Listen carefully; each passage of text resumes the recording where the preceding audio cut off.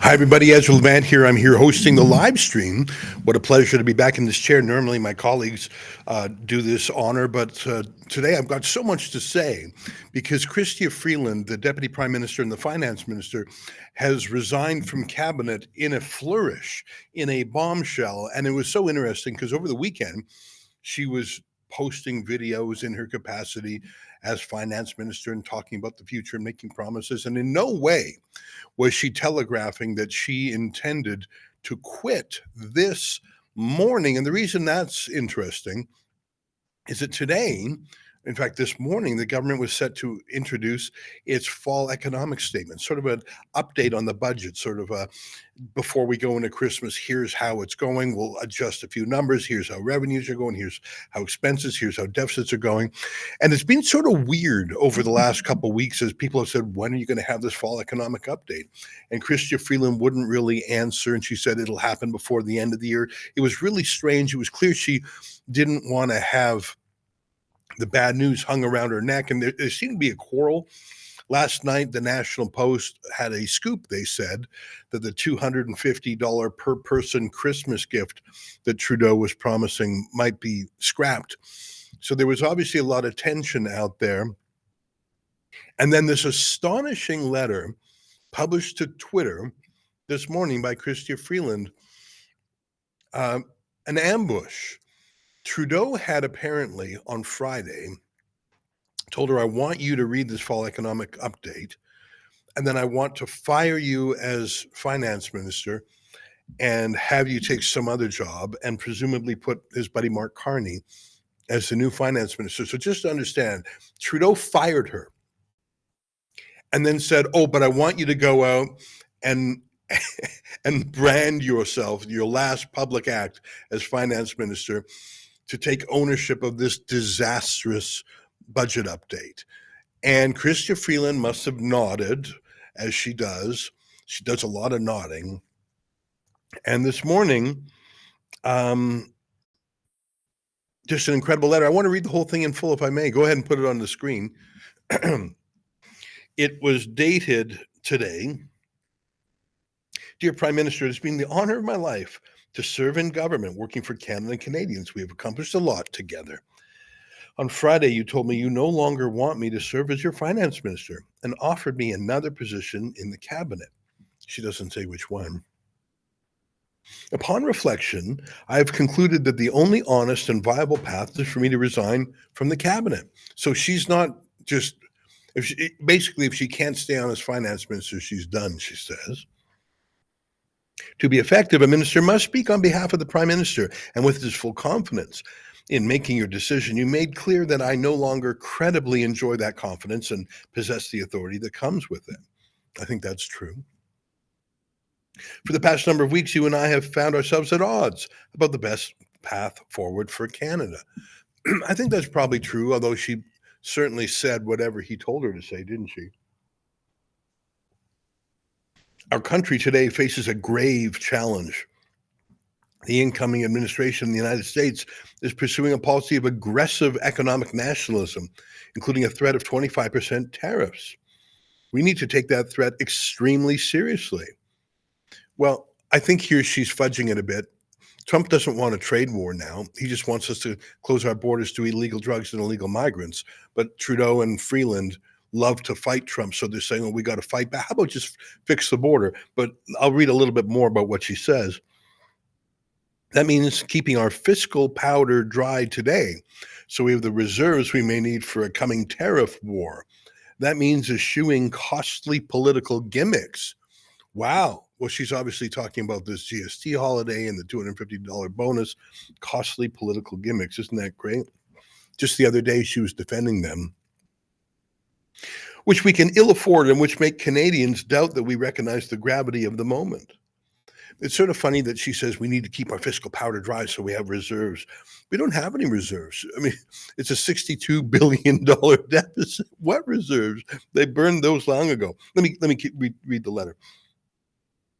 That means pushing back against America First economic nationalism with a determined effort to fight for capital and investment and the jobs they bring. That means working in good faith and humility with the premiers of the provinces and territories of our great and diverse country and building a true Team Canada response. Olivia, can you pull up the clip of the president of SoftBank making his announcement with Trump today? I want to show that in a moment because it's relevant here. But what you see here is Chrystia Freeland saying we should be working with the premiers because you've seen the premiers take the lead here. You've seen the Premier of Alberta, Danielle Smith, announce drones and a border patrol and a red zone and sniffer dogs to patrol the border. You've seen Francois Legault, the Premier of Quebec, actually meet with Trump very briefly at the Notre Dame Cathedral in Paris and said, look, no one wants a tariff war. Let's fix the border. So you have premiers saying, let's fix the border, other than Doug Ford, who seems just to be mimicking whatever Trudeau says. Freeland is saying, let's have a Team Canada approach. It sort of makes me laugh to fight for capital and investment in the jobs they bring. You know, it was tough enough for Canada to fight against the United States economy when Trudeau was ratcheting up and Chrystia Freeland was ratcheting up the carbon tax every April Fool's Day and all the other punishments they put on. But now that Trump is in, he's not even in office yet. The other day, I don't know if you can find this one, Olivia, on short notice. Trump the other day, just apropos of nothing, tweeted, anyone who comes to America with $1 billion or more, we will expedite you through all the regulations, especially the environmental ones. I don't know if you saw that. It wasn't pegged to any news. He just sort of said, it was a very short tweet. He just said, if you can look for the word billion, if you search Trump and then billion, maybe it shows up. It's not critical that you find it, but it's just, I mean, if you are a billionaire anywhere in the world, Trump wants you to bring your money to America so badly that he's thinking of it and he just announces it. Bring your $1 billion plus to America and we will roll out the red carpet and we'll expedite the red tape, especially the environmental red tape. Just a statement, but it flies the flag, doesn't it? That America is back, their economy is going to roar again, and you can have that, or you can have the European Union, which is regulating you to death, or you can have Canada that's taxing you to death. You know, one of the most successful Canadian companies is a tech company called Shopify. You've probably seen Shopify. It powers so many online stores, by the way. I'm surprised they haven't moved to America. I mean, it just must be tough operating in Canada when they just look across to where most of their customers are. And don't worry about it. It was just a one-line tweet about him saying billionaires welcome, because look at a billionaire who took him up on his offer. Maybe that's what happened. Maybe Trump knew that the president of SoftBank which is one of the biggest investment financial companies in Japan. Maybe he sort of was doing a deal with this guy and it was still under wraps, and he just tweeted, "Hey, any billionaire who comes here will help out." Just take a listen to this guy. This is the president of SoftBank. He's also a major shareholder in it. This is one of Japan's richest men, Korean by ethnicity.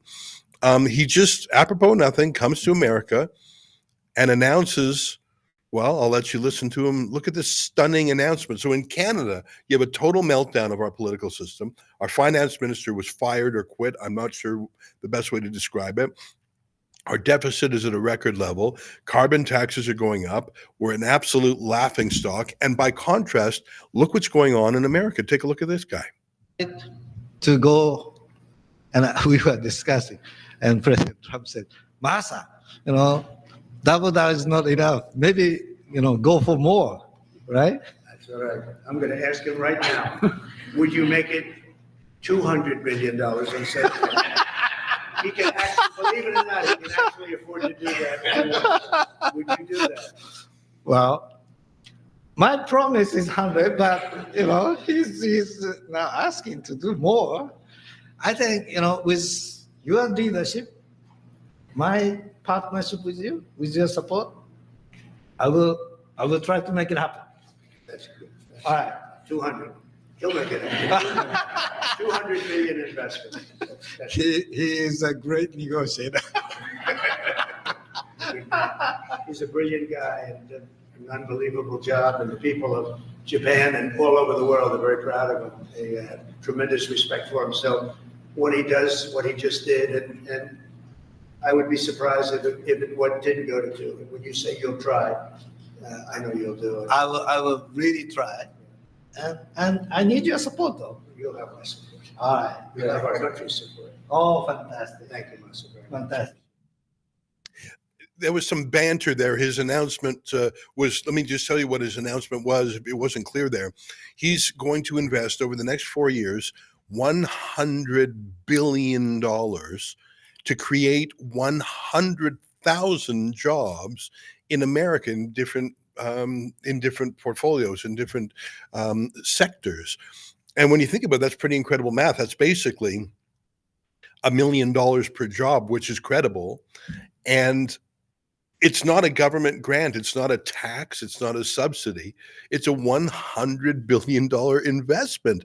And it's unthinkable that such an investment would have been done under Biden or Harris. And it's unthinkable that that would be done in Canada.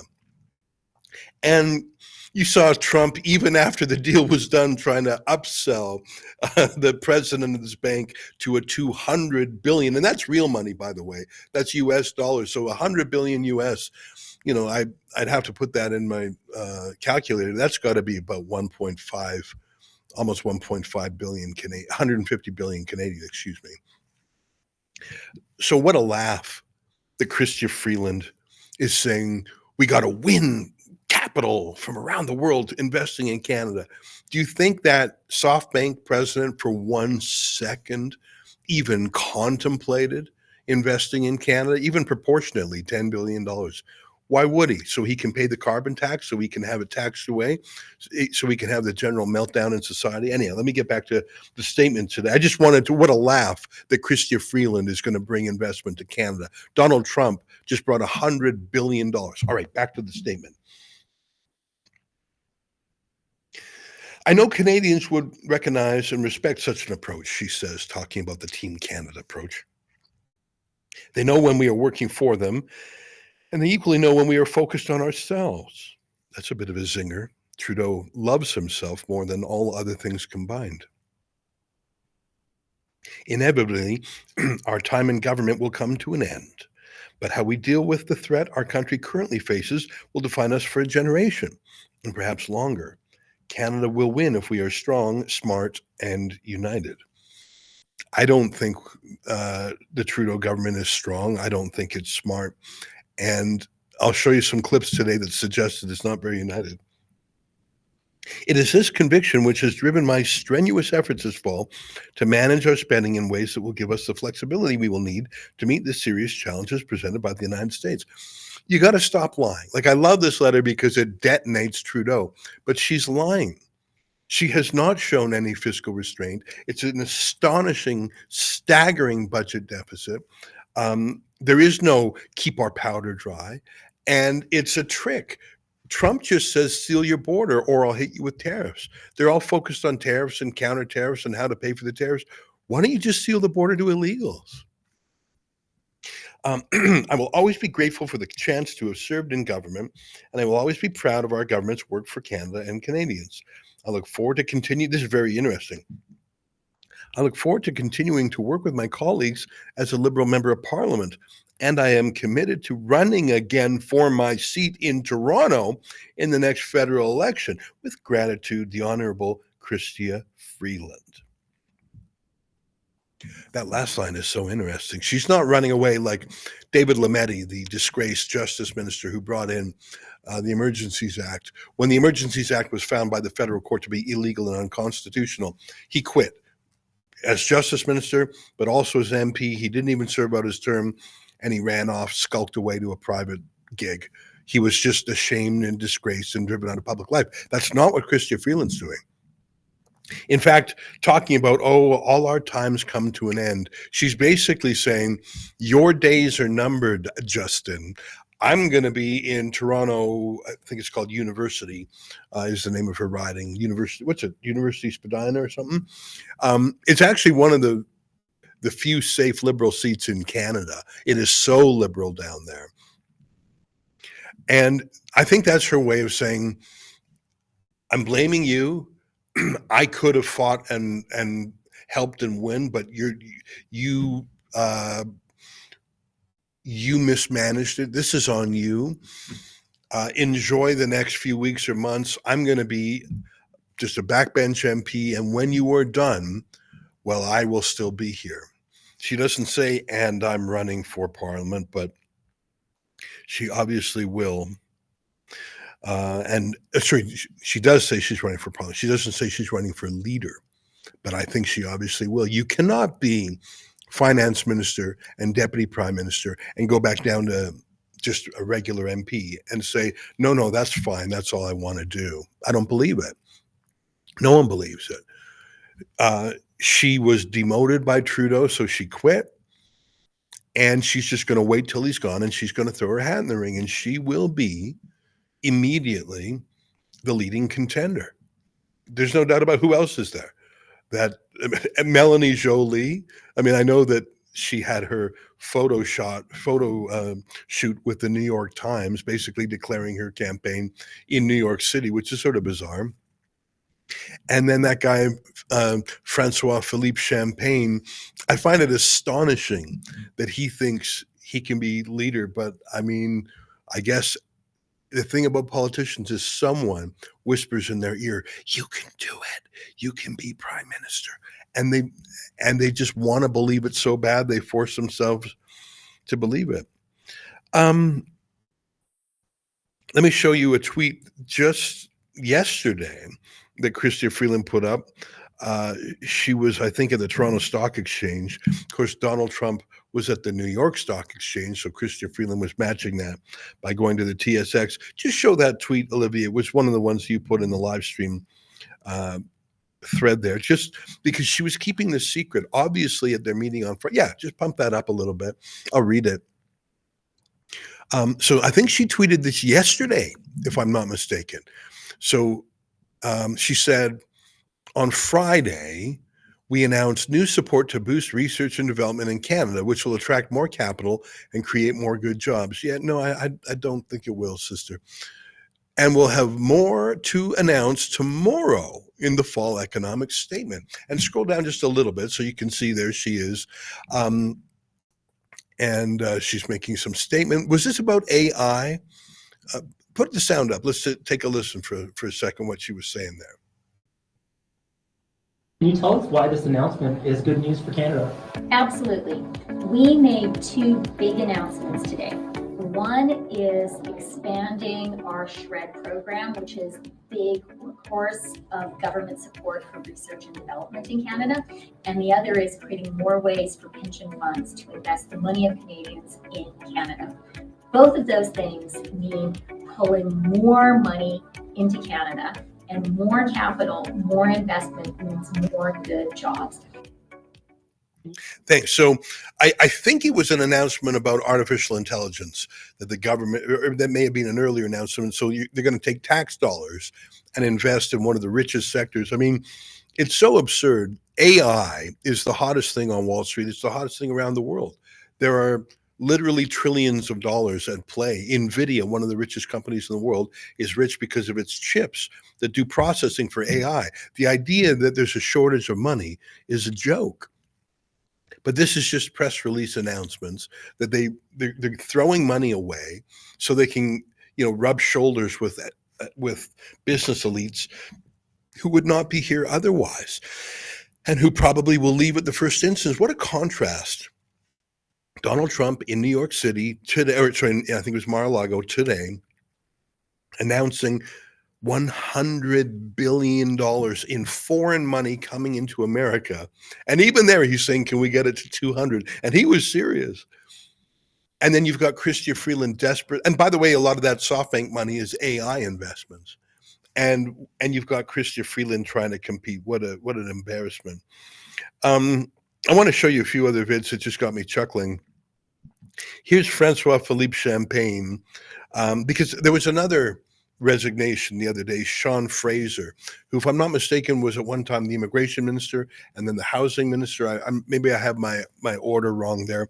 So you've had a couple of senior resignations from cabinet. These guys can read the polls. And here's Francois Philippe Champagne, who truly, truly, truly in his bones believes he can be prime minister. And who knows, maybe he can be.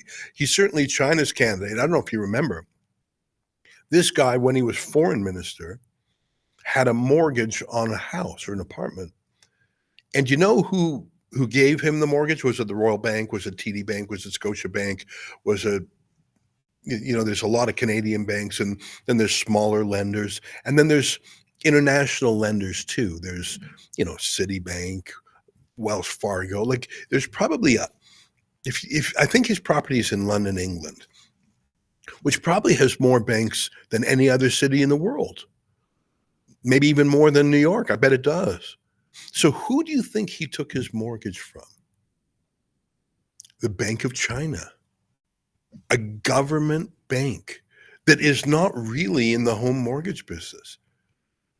Francois Philippe Champagne, when he was foreign minister, owed over $1 million to the government of China. The government of China was his financier, was his mortgage lender.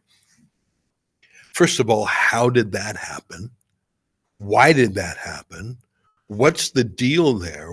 And why would he think that's okay? And he was the sitting foreign minister while he owed a debt of over $1 million to the People's Republic of China. So that's how crooked and dirty this guy is. Here's Francois Philippe Champagne. I understand that he was asked by Trudeau to deliver the fall economic statement today, and he just refused. Take a look. So you don't think this has anything to do with the lack of confidence in the leadership of the Liberal Party? Yeah, I think after a decade, you've seen colleagues on both sides of the aisle, looking back and saying, they've given a lot. They've worked a lot for their constituent. They've worked a lot for Canada, and I think he's leaving with, I'm sure, the feeling that he has accomplished a lot for his constituents, but also for Canada. So, in my view, I think for him and anyone who's been serving, we should all be thankful and say, listen, thanks for a job well done, and wishing you the best for the rest. That was about Sean Fraser. I wonder if we also have one about him talking about Chrystia Freeland. Perhaps I'm misremembering, but Anita Anand, who has had various senior portfolios, including defense, she was asked about Freeland. I think that comment by Francois Philippe Champagne was like a slightly earlier than Chrystia Freeland's bombshell announcement, so it only captured the Sean Fraser resignation. Here's Anita Anand. I'll let you judge her answer for yourself. I think this is likely an unscripted, genuine answer. Normally, everything is stage managed and choreographed in Ottawa. You tell me what you think of this. Chrystia Freeland is a good friend, someone I work with very, very closely as president of the Treasury Board and Minister of Transport. This news has hit me really hard, and I'll reserve further comment until I have time to process it.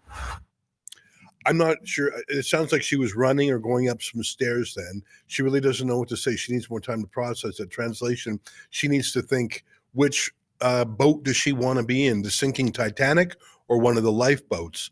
I think, the last one out, turn out the lights. I think on the one hand, loyalty to the boss gets you promotion perhaps, but for how long? Is it measured in months or weeks or days? Whereas you get out on the lifeboat, it's almost too late. And like Freeland was at the heart of every atrocious decision this government made for 10 years, 9 years. Chrystia Freeland had some real zingers about Trudeau, gimmicks and narcissism and all about yourself. Yeah, she had some insults there. But show me a single thing she disagreed with and refused to argue for in 9 years. It looks like a Liberal MP, Francis Drouin, has also called on Trudeau to resign. I'm not sure when this was recorded. Do you have that? I see Harrison Faulkner tweeted the vid, if you've got that handy. I say again, I don't know if this was before or after Freeland. Let's take a listen. Obviously, many of my colleagues have put up, and I've been a great defender, but I just don't see how we move forward without having a future minister resign. Today was supposed to be a presentation of a plan, and now we're talking about a finance minister who has resigned. I don't see how this helps the prime minister, and I don't see a way out and how this helps us talk about Canadians while we're continuing to talk about what's happening right now. So he needs to go. Sorry, I'd like to hear you say. I think he needs to go, yeah. Justin Trudeau. Yep. Yeah. I think today's resignation is a sign of that. Now, I want to make a confession. I have no idea who that guy is, do you? Francis Drouin. Do you know where he's from, Olivia? And I'm not trying to put you on he's 41 years old. He's from Glengarry, Prescott, Russell, and he was elected in 2015. So he has been in Parliament for 9 years. And he's never gone anywhere. I'm just looking. Oh, he was the parliamentary secretary to the Minister of Agriculture and Agri-Food. So he was the deputy, like a junior parliamentary secretary. And obviously he's going no further. He's on a few committees. I honestly have never heard of him before. And maybe I'm just displaying my own ignorance, but let me put it another way. If you have been an MP for Trudeau for 9 years and you're not in cabinet, you're never going to be in cabinet. And if the best you can do is be junior deputy agri-food and sit on a few boring committees, you're not going anywhere. And so why not? How can they punish you? You're not going to get the carrot. And really, at this point, what's the stick? So Francis Drouin has the courage 9 years later to say Trudeau's got to go. It'll be interesting to see what those numbers are like. But I want to remind you about the true nature of Chrystia Freeland. As you know, her grandfather was a Nazi, an actual Nazi, who expropriated a newspaper from a Jew back in Ukraine and turned it into a Nazi propaganda rag. So her grandpa wasn't just a card-carrying Nazi. He was a Nazi propagandist, a Nazi activist who personally stole property from a Jew. And I don't know for a fact, but I would assume that the Jew was killed. Now, you cannot blame a granddaughter for the grandfather's Nazism. You can't. But Chrystia Freeland tried to cover that up, tried to hide that. And when it started circulating in the news, she denounced it as Russian disinformation. She actively covered up her grandfather's Nazism. Here's the Ottawa Citizen headline. Chrystia Freeland's granddad was indeed a Nazi collaborator. So much for Russian disinformation. It's a true story. And you can see that was published in 2017. She managed to hide it. And then she had a few other flashbacks where she showed that she is indeed her grandfather's granddaughter. She attended an event with a scarf that is sort of a signature item of a Ukrainian fascist leader. I don't want to get the name wrong. That was a scoop by our friend Candace Malcolm at True North. It was a Bandera scarf. Olivia, if you can Google, yeah, there you go. Slava Ukraini, which is fine. That means just, basically go Ukraine, strength to Ukraine. But she's wearing a scarf, or maybe that is the scarf, in the Banderite colors, which is basically the Nazi leader during the Second World War. And of course, she was on her feet applauding wildly when an actual Nazi SS soldier, Yaroslav Hunka, I think was his last name, was introduced to the Canadian Parliament. And I was watching this because you might recall Vladimir Zelensky, the Ukrainian president, was in Parliament. It was the big day. Everyone was excited. And I was watching.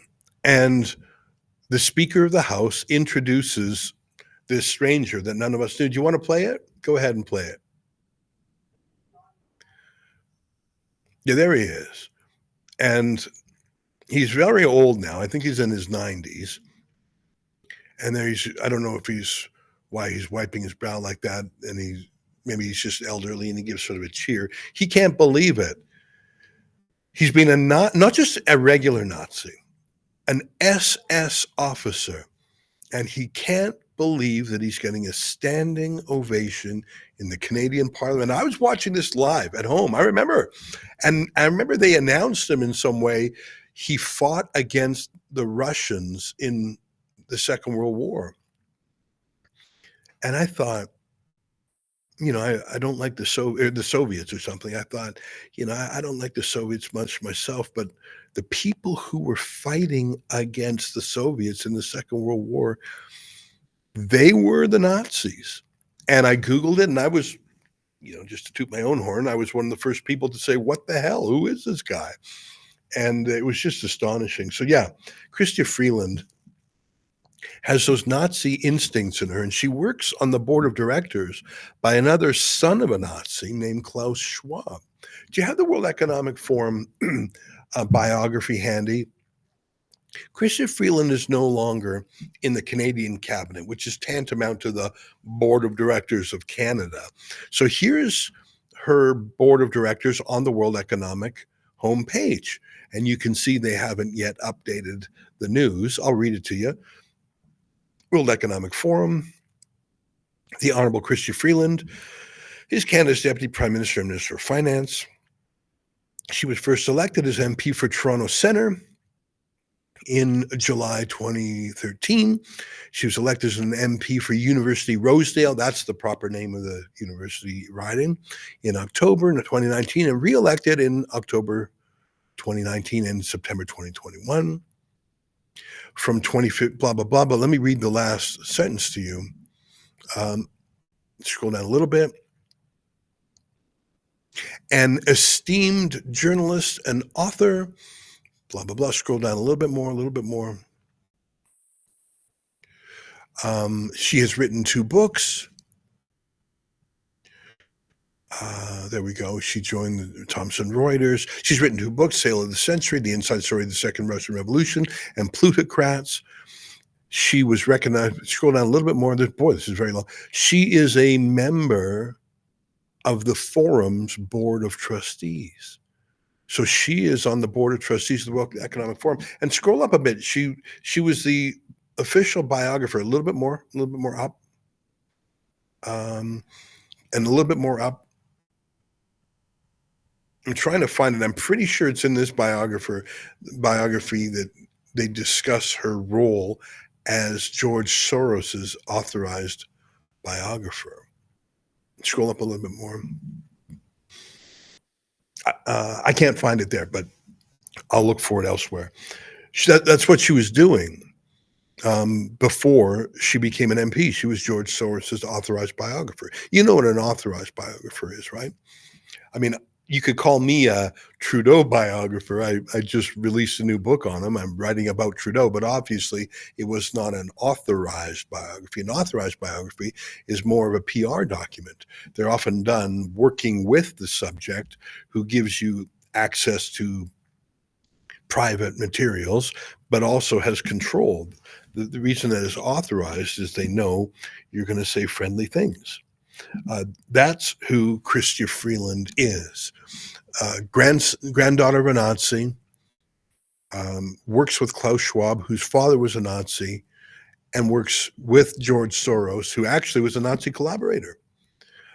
Can you Google the image of Trudeau, Freeland, and Soros in one of his first foreign trips after being elected back in 2015? Chrystia Freeland accompanied Trudeau to the World Economic Forum and sort of showed him around. And one of the first private meetings they had was that's it right there. That's from January 2016. Chrystia Freeland and Justin Trudeau. Who's the boss? Let's just look at the body language there. Who's the boss in that room? And since then, can you now Google Alex Soros and Trudeau? Alex is the son of George Soros, and he's the inheritor. George Soros is in his 80s, and I'm not sure how long he'll be around, but he's really bequeathed things to his son, a younger, dumber, meaner Soros. And Trudeau meets with them, and Alex Soros collects politicians all the time. And go ahead and show that one there. That's Alex Soros on the right and Justin Trudeau in the center. And George Soros decomposing before our eyes. So there's another generation. By the way, Alex Soros is now dating Huma Abedin. Actually, they're married. Huma Abedin, Hillary Clinton's former staffer. So that's a little bit about Chrystia Freeland. But like I say, I don't want to judge someone too much based on what happened before they were even born, what their grandfather did before they were even born. The fact that Chrystia Freeland later tried to cover it up, I think, is newsworthy. And the fact that she welcomed a Nazi SS officer to Parliament is newsworthy.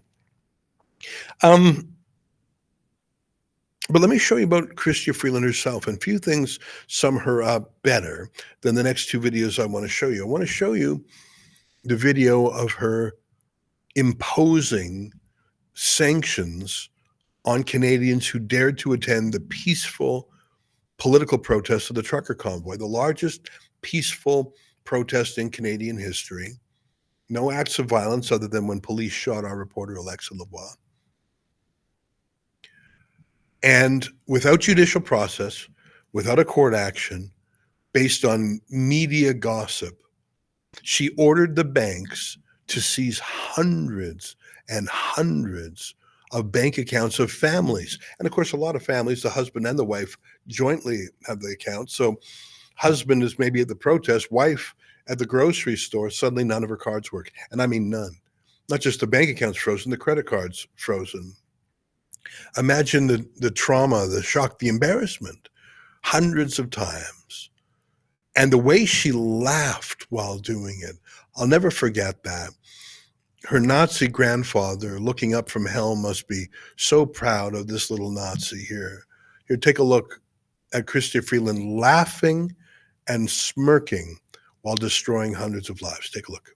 So you're confirming that accounts have been frozen, both personal and corporate, but you're not releasing the information. And the actual follow-up is, I'm just wondering whether the bank accounts will be targeted of individuals who donated to the Give, Send, Go and the GoFundMe campaigns. Are they considered designated people under the Emergencies Act, meaning that their credit cards could be cut and financial services are targeting them as well? Okay, so the names of both individuals and entities, as well as crypto wallets, have been shared by the RCMP with financial institutions, and accounts have been frozen, and more accounts will be frozen. Crowdfunding platforms and payment service providers have started the registration process with FinTrack. In terms of the specifics on whose accounts are being frozen, you now have the regulations. The financial service providers have those regulations as well, and they, working with law enforcement, will be making the operational decisions. Really, the important thing I wanted to show you there was her glee, her laughing. It was a delight for her to seize and freeze family bank accounts with no legal process, no court order, no search warrant, no hearing. Look at that laugh. She's just having the time of her life. Her Nazi grandpa would be so proud. To me, that's the essential Chrystia Freeland. I want to show you another clip. This is from January this year, when she was attending a vigil for Persian Canadians, Iranian Canadians, who had lost family in a terrorist attack perpetrated by the Islamic Revolutionary Guard Corps. That's a terrorist group in Iran. And the chutzpah of Chrystia Freeland showing up at this vigil when she refused to ban the IRGC was astonishing. Public sidewalk, public event. Our reporter David actually being invited to the event. David's clearly wearing his journalistic lanyard. He's got a cameraman there. He's got his microphone. He's asking a question in the public interest of a public person in a public place. He's immediately jumped by Freeland's bodyguards. And instead of saying, no, guys, this is fine. No, it's okay. Or even saying, make an appointment or I'll talk to you later, or I don't have time to talk. Instead of saying anything, she just smirks as the police physically rough up David and lie about him. If we didn't have this on tape, David would surely be convicted of assault. Take a look. Ms. Freeland, how come the IRGC is not a terrorist group? Why is your government supporting Islamo-Nazis? What? You doing? What are you doing? You're under arrest for assault. Why are you pushing me? You're under arrest for assault. You're under arrest for assault. Police, you're under arrest. How am I under arrest? You bumped into me. You pushed into me. You bumped. I was just scrubbing. I got my credentials here, and you just bumped into me. So excuse Police, me. You're under arrest. What is your name in your badge? What is your name in your badge? You've been told you're under arrest. Why am I under arrest? He blocked my way. What? I was just scrumming Chrystia Freeland. I'm a police officer. You're under arrest. What is your name and your badge number? Assaulting a police officer. How is that possible? Okay, because you assaulted me 3 years ago when blackface was back.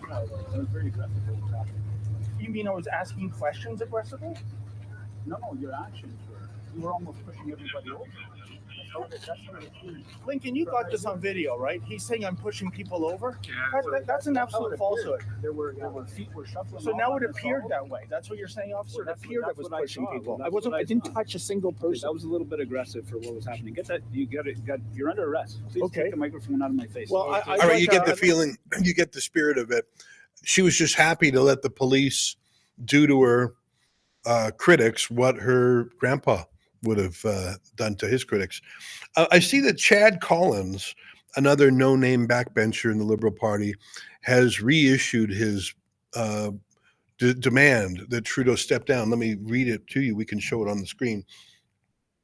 Chad Collins, who is from Hamilton East, Stony Creek, another nameless, faceless, go-nowhere backbencher, says, in October, I signed a letter with 23 other members of Parliament from across Canada asking the Prime Minister to step down and begin a formal process to replace him. It's unfortunate that he declined to respond to our request. It's obvious that Canadians across the country feel the same and want him to leave.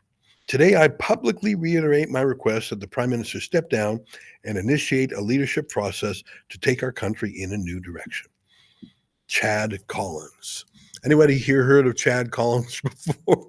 Again, maybe I'm just exposing my own ignorance. You don't know Chad Collins? The Chad Collins? Come on. Yeah, no, I've never heard of Chad Collins before. But this is his big moment. And this is the night that either makes us or does us quite, as Shakespeare would say. It's pretty much now or never. If I understand there's a cabinet minister going on right now, and I see some gossip online. Quote, they are talking about Justin Trudeau resigning in a cabinet meeting now, reports. Well, of course they're talking about it. The whole party, the whole government, the whole country that follows politics is talking about it. Yeah, there's Stephen Taylor. Now, of course they're talking about it, but they've been talking about it for weeks or months. The question is, will they do it?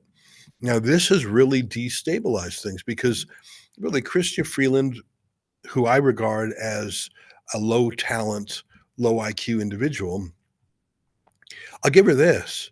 She had a work ethic. She would get on the phone to the premier. She would work any file, and she was a loyal soldier. And I think she was disastrous policy-wise, but she was a worker.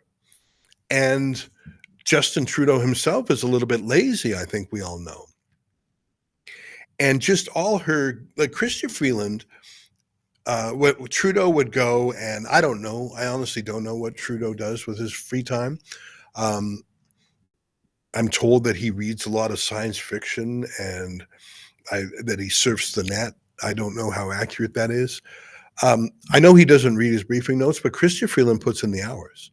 She phones premiers, she writes memos, she reads her memos. Just having that worker, that would be like not even the number two because she was more than the number two. Trudeau was the number one in terms of PR and glitz and profile and speechifying and image. But there's no doubt that Chrystia Freeland was the number one in terms of doing the work, having the connections, pushing the agenda forward in caucus, in cabinet. Now, Katie Telford, the chief of staff to Justin Trudeau, is obviously one step up from either of them, you might say. But Chrystia Freeland gone has got to terrify a lot of Liberal MPs if they weren't terrified already. I give it a 50-50 chance that he's thrown out today. He wants to stay on. It's sort of astonishing to me that he thought he could fire Chrystia Freeland from finance and have her be a good soldier. Did he learn nothing from when he did this to Jody Wilson-Raybould, the Indigenous Justice Minister, a couple of years ago? He did almost the exact same thing. He fired her from justice, gave her some other job, and when journalists said she's unhappy, he says, well, she must be happy she's still in cabinet, and she quit at that moment to prove him wrong. Here's a post by Jody Wilson-Raybould who said, when the general is losing his most loyal soldiers on the eve of a tariff war, the country desperately needs a new general. Justin Trudeau, it's time, long past time to go. Yeah. But look, Jody Wilson-Raybould has said that many times before. She wrote a best-selling book about it, to which Trudeau would probably say, yeah, you and what army? So I think that Trudeau is hanging on because, first of all, what else is he going to do? He can't get a job at the UN. They don't want him. They laugh at him. Now, they don't even they don't laugh at him. They don't even think about him. Donald Trump is spending his morning welcoming a $100 billion investor and then trying to peer pressure him into making it $200 billion. That's Donald Trump's morning. What did you do today? I mean, Trudeau typically gets up at the crack of 10, strolls into the office. So, yeah. Trudeau doesn't have a plan B. I always thought he believed that he would finish up in Canada and then get a job as the head of something at the UN, not NATO, because Canada didn't have the reputation, but there are some international organizations where mid-level PMs sort of waft their way up. If you look at Mark Rutte, the Dutch prime minister, he's now the head of NATO. In the European Union, there's sort of those EU jobs. Who would take Trudeau now? I mean, maybe if he was some Chinese government shill, but I don't even know if they would have him. They're mad at him. Greta sort of has the eco thing locked down. So the first thing is, where else can he go? The second thing is, Trudeau's dad was thrown out of office in 1979 in an election by Joe Clark, who won a minority. And it was an ignominious end to Pierre Trudeau. And then Joe Clark stumbled. It was over a carbon tax, by the way, back then called the gasoline tax. And Trudeau came back in 1980. And he did all his sort of bucket list things in his last term. Charter of Rights and Freedoms, really weaponizing some terrible policies, multiculturalism, spending the national energy program, basically colonizing and nationalizing the Canadian oil and gas industry. Pierre Trudeau was embarrassed and disgraced by losing to Joe Clark. He came back in a year later and he did everything he had meant to do. Now, Pierre Trudeau is obviously a lot smarter than his son, Justin. But Justin is not so much thinking about smart. He's thinking of, how will I be remembered? Okay, so Pierre Trudeau was prime minister for 16 years, other than that sliver of Joe Clark in there. 16 years. So I think Justin Trudeau wanted to match his dad's 16 years. But even if he can't, imagine being thrown out now, not in an election, but now, by Chrystia Freeland. You know how Justin Trudeau views his MPs? And this is, I think, a really important part to understanding the dynamic that's been going on in the Liberal Party for the last year, really. All these Liberal MPs are worried about losing their seats. They all see the polls. Chrystia Freeland will likely win her seat because it's one of the deepest red ridings in the country. But any rural Liberal, gone. Any Western Liberal, gone. Most of them in the Atlantic, gone. British Columbia, gone. Much of Ontario, gone. There's just some places in Montreal and Toronto and a few other parts, but very few. So they're all saying, I'm going to lose my job, my power, my office, my influence in the next election. I may as well go to bat now to see if we can fix things. But they have no lever over Trudeau other than a threat, because Trudeau looks at them with contempt. He looks at these MPs and he says, you're only here because of me, like that Chad Collins, whose name I just forgot, or Francis Drouin. Do you think they were elected on their own merits, on their own name? Chad Collins, the name you know in Hamilton East, Stony Creek. No. They were elected because they were on Trudeau's coattails. And Trudeau knows that. And Trudeau ensures they know that. And one of the things you hear from even cabinet ministers, I know Stéphane Dion said this. Stéphane Dion, who for a while served in Trudeau's cabinet, said only one time did he get a one-on-one with Trudeau. Like, Trudeau never doesn't even talk to these people. He's not interested in governing. He can delegate that stuff. He's interested in power, fame, and wealth. That's why he loved going to the billionaire island in the Caribbean on his holiday. That's why he loves jetting around. That's why he loved the Taylor Swift concert. He loves that stuff. He loves the adulation. He loved trading the friendship bracelets with teenage girls. That's what he loves. And he doesn't care about some Liberal MPs. I am willing to bet you $1 that Chad Collins and Francis Drouin have not had a personal one-on-one conversation of more than 30 seconds with Trudeau in years. In years. That's my bet. And so he doesn't care what they have to say. Now, I should tell you, in 6 minutes, Justin Trudeau is going to make a press conference. And this is the moment that I think will be telling. I've just predicted to you that Trudeau stays on to fight. I think he's going to stay.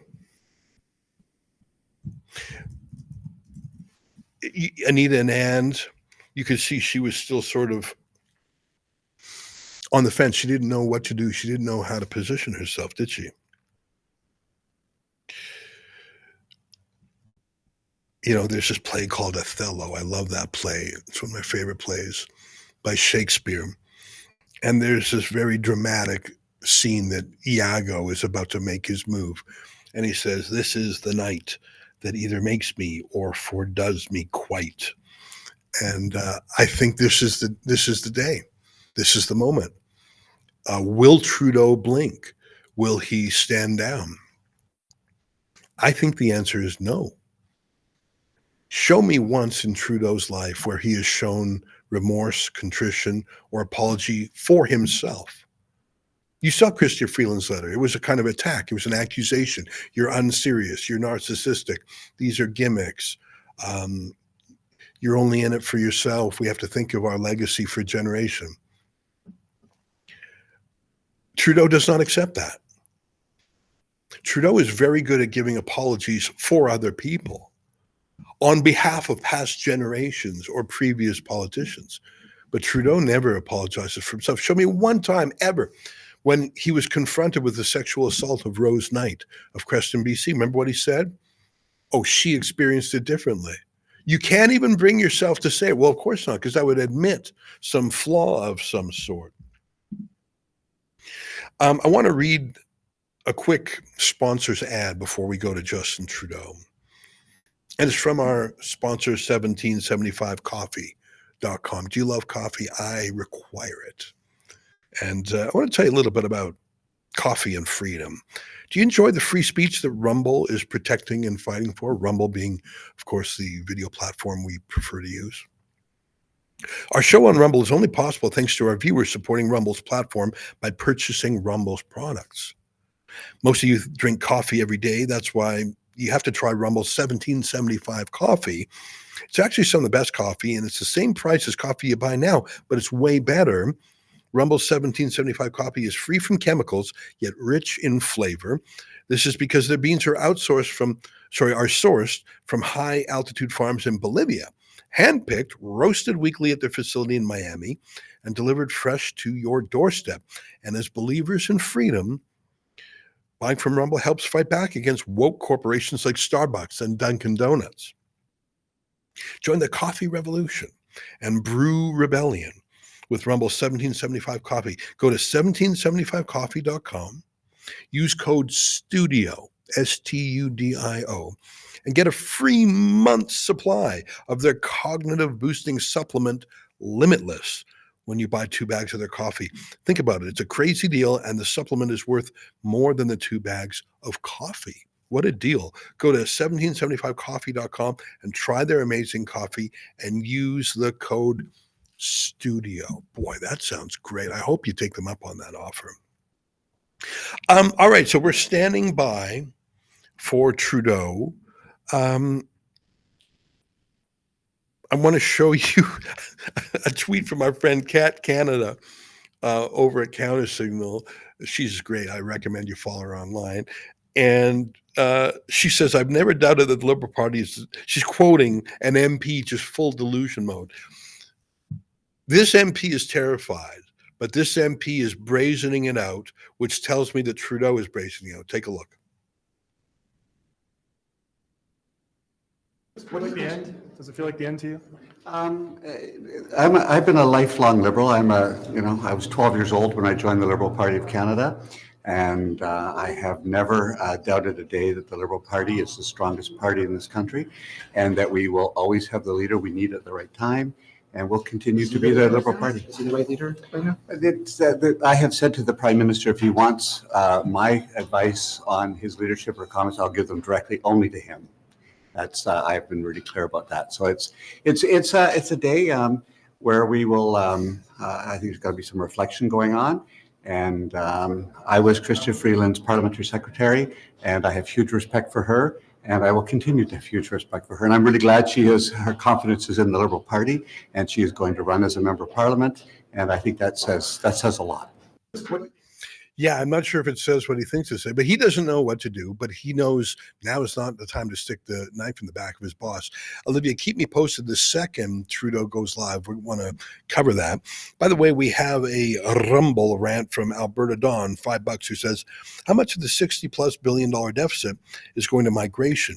Green donations to dictators, including China, India, to allegedly fight climate change. What countries does his $5 billion pledge at COP, that's the Global Warming Conference, go to? You know, I think that if you were to put a poll question, or better yet, a binding referendum to Canadians and said, what amount would you like our foreign aid to be? And I think zero would win the day overwhelmingly. I think foreign aid is basically a transfer of wealth from working class Canadians to NGO elites and corrupt foreign dictators. And in some cases, it's even worse than that. Canada's given tens of millions of dollars to the UN Relief Works Agency, which is basically a front for the Hamas terrorist group. So, yeah, I think you're so right on those questions.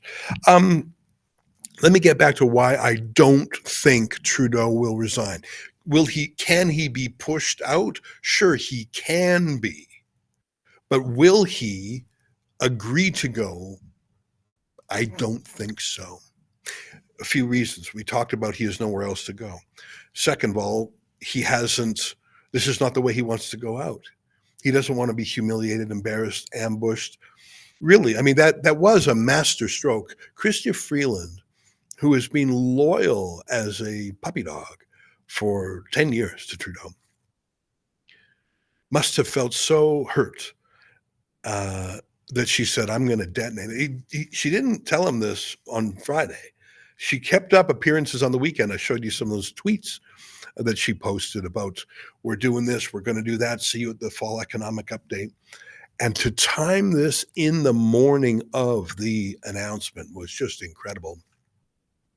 Maximum damage, maximum short notice to Trudeau's people, scuppering the fall economic update. I mean, any day that she announces she would quit would be a powerful day, but to do it in a way that the timing itself is a weapon. I would say that the world is watching, but they're not. I showed you that video of a guy bringing $100 billion to Trump, and Trump's not giving him anything other than promising to make America the best place to do business. It's not a gift. It's not in Canada, if you read that biography, I sort of rambled that biography of Chrystia Freeland from the World Economic Forum. Chrystia Freeland has never actually done anything. She was a scholar of some sorts. She was put in charge of Thomson Reuters Next. Thomson Reuters, you probably heard of it.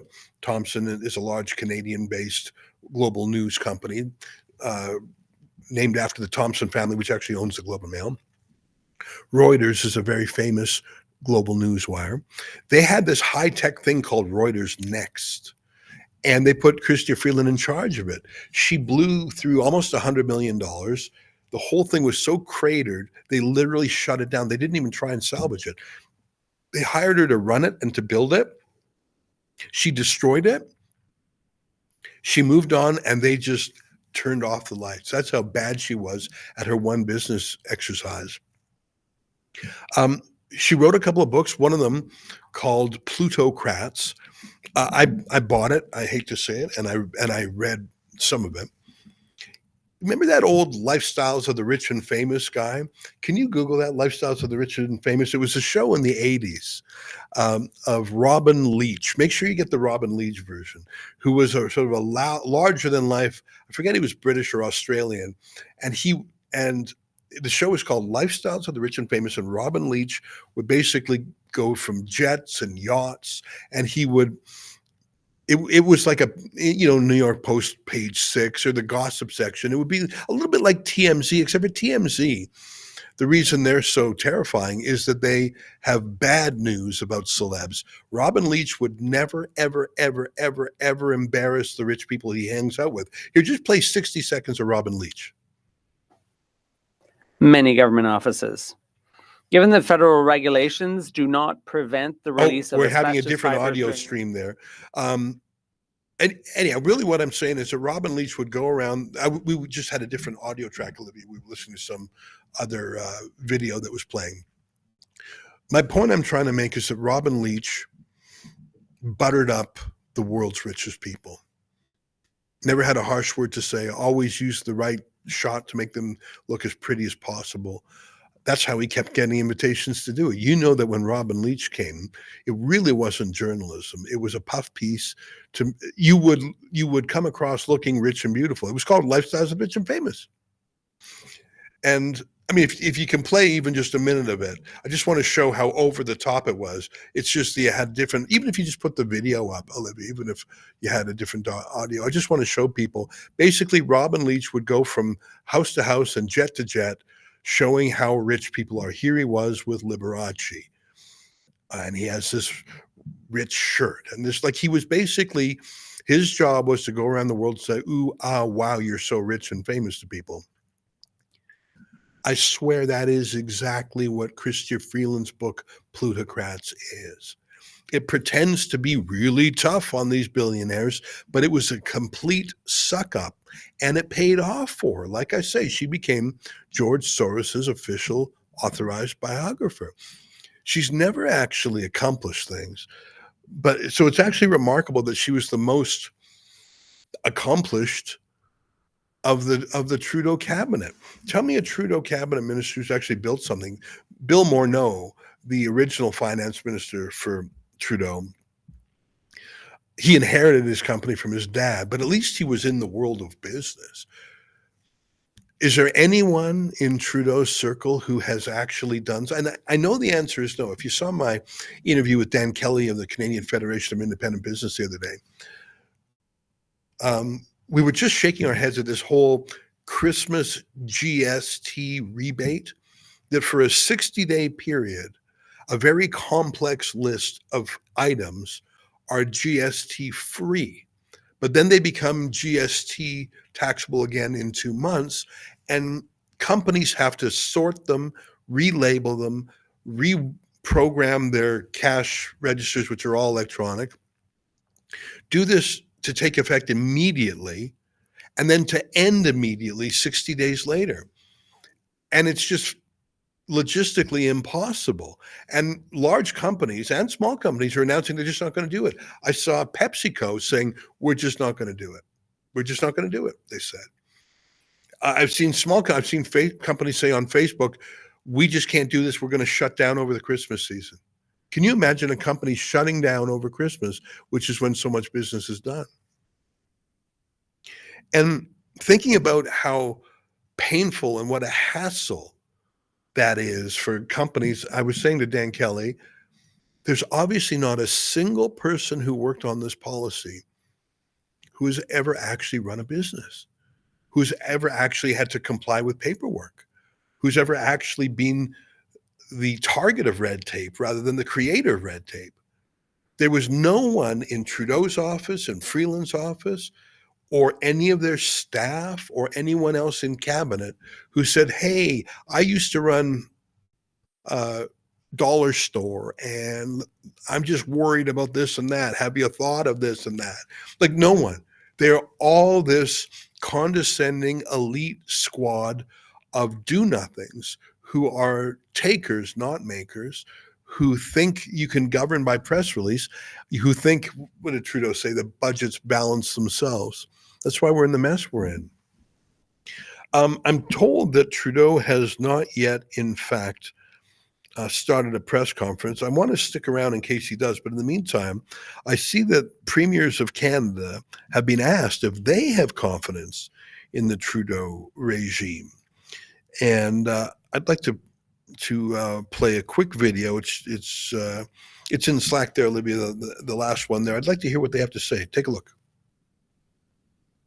Oh, we need another minute. As premiers, Go ahead. do you have confidence in a Trudeau government to lead Canada into a tariff war that is knocking on our door? Well, the way I can answer that, we're going to be at the table. All the premiers are going to be at the table. making sure that we move forward in a very constructive way, a very collaborative way to protect our provinces and our territories and our entire country from coast to coast to coast. That's our job. We're ready, and we'll rise up to the occasion. I can promise you that. No answer there. I think he's basically saying the premiers are ready. What, Doug Ford is actually, of all 10 premiers, actually 13 premiers, when you realize that the territories are led by a politician called premier. Of the 13 premiers, Doug Ford is the most pro-Trudeau of them all. Did you know that? I have never once seen him criticize Trudeau. And his response to this tariffs thing has been atrocious. Instead of saying, okay, Trump wants to fix the border. Yeah, let's do that. We should fix it too. He's all, we're going to cut off energy to America. Yeah, brother, no, you're not. You don't run Alberta, which is where 99% of the energy comes from. Sorry, mate. There's another comment this morning where I think Ford was a little bit tougher. Can you play the second last clip? Ford was at least willing to say the obvious, that it's chaos out there. His best friend, Chrystia Freeland, is no longer in office. Take a look. Premier, I understand you spoke to Chrystia Freeland, who you have worked very closely with over these past 4 years, specifically on the pandemic, EVs, many other joint initiatives between Ontario and the federal government. Just wondering your thoughts on her sudden departure. What does this chaos in Ottawa, political chaos in Ottawa, say to you guys as you're trying to develop a plan to deal with an existential threat from Mr. Trump's tariffs on January 20th? Sorry, I did speak to Chrystia, and I just wanted to thank her for her service. She gave me a call.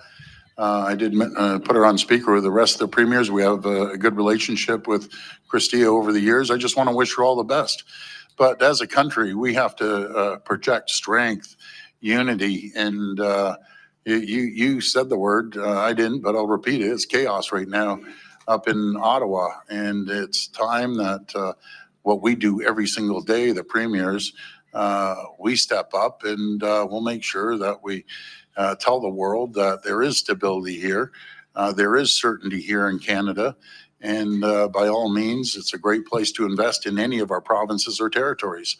That's the message to the world. And we have a great group of premiers, very bright individuals around the table here. You know what?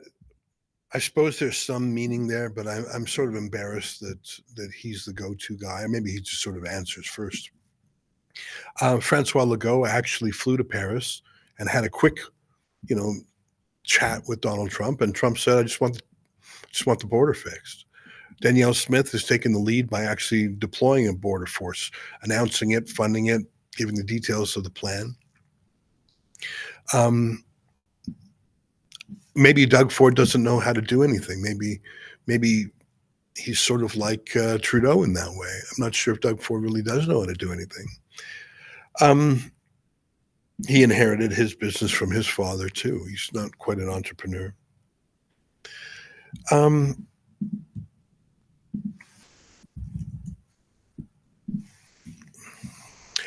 want to show, just because it fits, I want to show a speech given just a week ago or so by Justin Trudeau.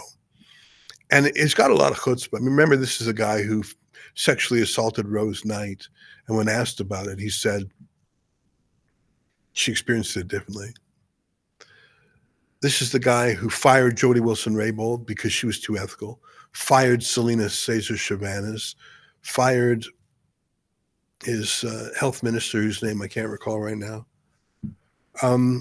Basically, it's not wise to be a woman and disagreeing with Trudeau. He'll fire you. He doesn't know how to deal with women who aren't obedient. If you want to see that personified, look at the difference when Giorgia Meloni, the Prime Minister of Italy, meets with a regular, normal leader, Javier Milei, Donald Trump, even Elon Musk, where there's someone who would be easy to play poker against. She can't hide her facial expressions. Can you just go to Twitter and type in Meloni Musk. And there's a video. I mean, yeah, there's a photo, which almost looks like they're dating. There's actually a video. Can you find a video of Maloney and Musk? Yeah, it's that one right underneath there. And play it sound up. I think that this was released by the Italian government. Here's how Giorgia Maloney is with someone she likes, respects, and can work with. Take a look. This is a lovely You're the video. light, you're the night, you're the color of my blood. You're the cure, you're the pain, you're the only thing I wanna touch. The audio is not original, but it makes it more fun. Put the audio back in. So much. You're the fear, I don't care, 'cause I've never been so high. Follow me through the dark, let me take you past the satellites. You can see the world you brought to life, to life. So love me like you do, la la, love me like you do. Love me like you do, la la, love me like you do. Now, I am reminded that was footage. The footage was released by the Italian government, but someone put sort of a love song over the back of it. Now, can you do Maloney Trudeau? When Trudeau first met Giorgia Maloney, what did he say to her? Congratulations on being PM. Congratulations on this. He lectured her. He lectured her on, that photo right there, saying that he's outraged with Italy's anti-gay policies, which he couldn't name or particularize, and Giorgia Maloney smacked back at him. That's one of, there's so many photos of her just looking at him in disgust. I think that may be, this one's even better. Look at those arms. Look at those arms folded there. And look how Trudeau sits. He always sits with his knees so squished together like that. There's something really unnerving about it. Just incredible. Where were we before we went on that little Giorgia Maloney detour there? I mean, I think the world disrespects Trudeau, and the trouble is the longer he's in office, the more they disrespect Canada itself, and we can't afford that. Canada's not even at the table at many important meetings. Like, if you recall, there were major NATO exercises in Europe recently. Canada wasn't even there because we don't have the equipment to participate and cooperate with our fellow allies. We don't have our tanks, our jets. They just can't fly alongside our allies. Anyway, back to my prediction. It's 2:17, and I'm not sure how long I can stick around. Not that I have a lot of other important things to do. If I would not be on the live stream, I would probably just be in my office clicking refresh on Twitter. But let me pay a compliment to Trudeau. In his own way, he is the most stubborn person I've ever heard of. Trump is stubborn. A lot of leaders, the stubbornness is, Elon Musk is stubborn. Winston Churchill was stubborn. But just like Trudeau has never once apologized for anything, when has he ever truly backed down? You could say that when he flew down to Mar-a-Lago to be talked to by Trump, that he blinked, but he didn't really.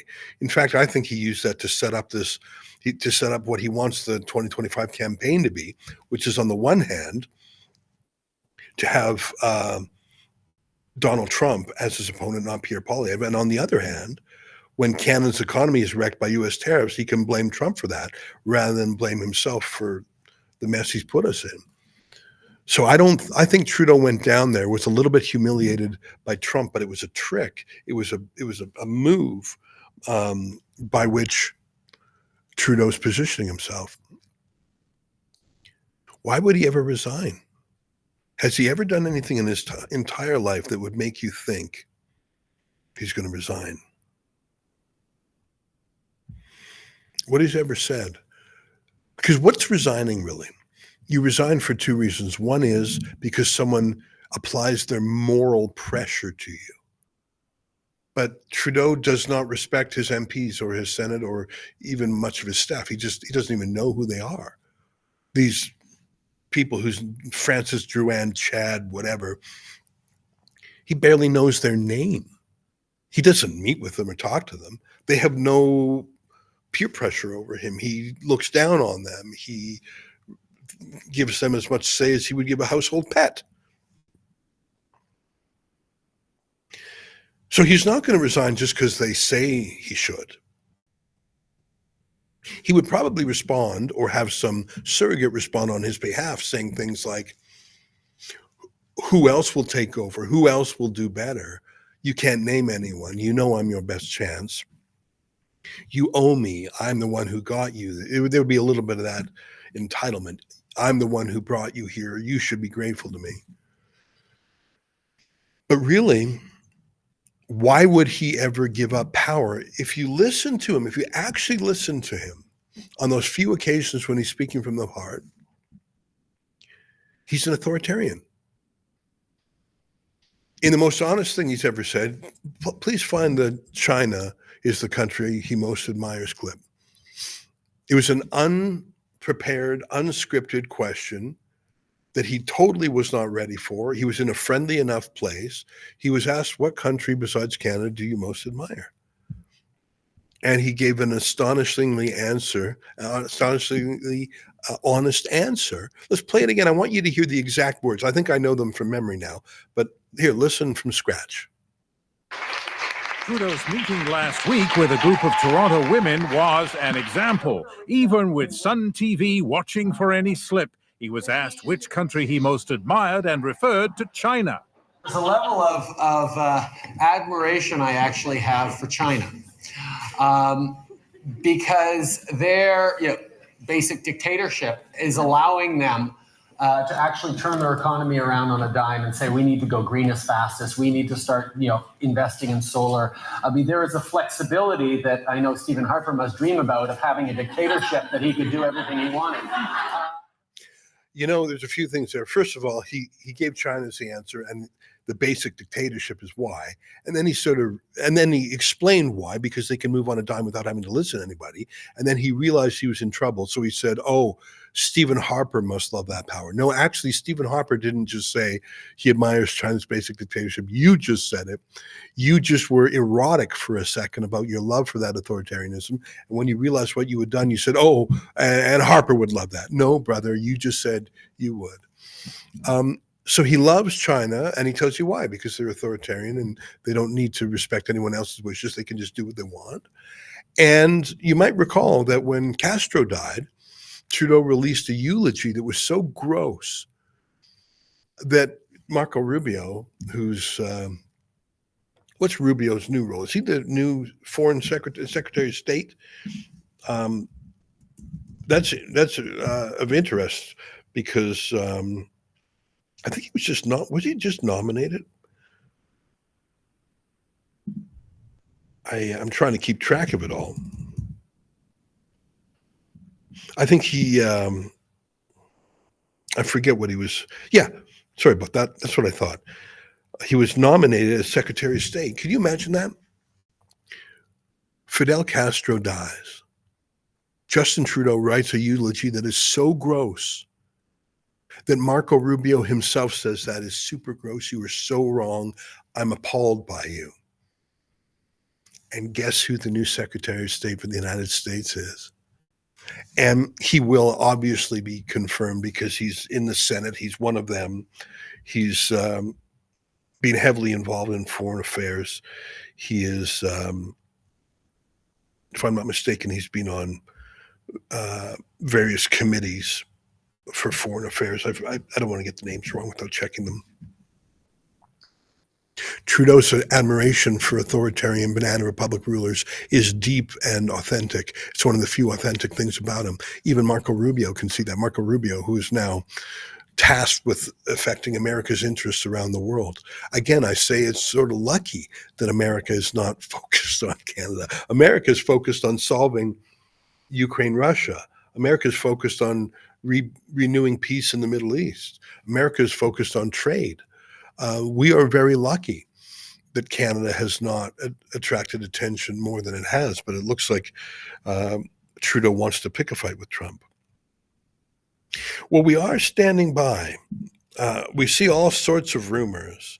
I see rumors that MPs are expected to be in their seats. I think if I'm not mistaken, does question period start at 2:15 p.m. like it used to do when I worked there 25 years ago? At 2 o'clock they have what they call member statements, and then at 2:15, if I'm not mistaken, that's when the questions begin. Has anything interesting come up yet? I can only imagine. Is Trudeau in there? That's my question. Why don't you put up a stream, if you can, of question period? I'm going to guess Trudeau's not in the House, or maybe he is. Turn up the sound. Let's take a listen. Maybe he is in there. The Honourable Leader of the Government in the House of Commons. Thank you, Mr. Speaker. Mr. Speaker, at a time when Canadians are struggling, we are having... Why so glum, chum? Holy moly, look how sad they look. It's like a funeral. That took place starting this past Saturday, going until February 15th. And while the Conservative leader and the members of his caucus stay focused on us, we're going to stay focused on helping Canadians. Wow, she's loyal to the end. The Honourable Leader of the Opposition. Mr. Speaker, it was a serious question. Who is the finance minister? After the finance minister's resignation this morning, automatically the industry minister became Minister of Finance. And congratulations. But he immediately quit. After him, in the line of precedence, it was the two Randys. Well, they don't want it. So now we don't have a finance minister just a couple of minutes before the fall economic statement will be presented. So where's the minister? The Honourable Leader of the Government, The Honourable Leader of the Government in the House of Commons. Thank you, Mr. Speaker. As I said, our government is looking forward to presenting the fall economic statement later this afternoon. Turn the volume down a little bit. I mean, there are important measures. I just wouldn't mind saying a few things. These are the hardest core of the hardcore. That's Karina Gould, one of the absolute worst zombies in the government, someone who has risen far above her talent level in this government. She will be part of Trudeau's palace guard. But let's hear what the next question is. Mr. Speaker, just to underline the chaos we're faced with here, the finance minister resigned the day she was to present the fall budget, which was going to contain a massive deficit overrun. The job then went automatically to the industry minister, who immediately resigned, like on the spot, which then went down the line. And the next person in order was the famous two Randys. And they're not available to do the job either. We're now less than 2 hours away from the fall economic update. Why won't the Prime Minister have the courage to come in here, present it himself, and put it for a confidence vote tonight?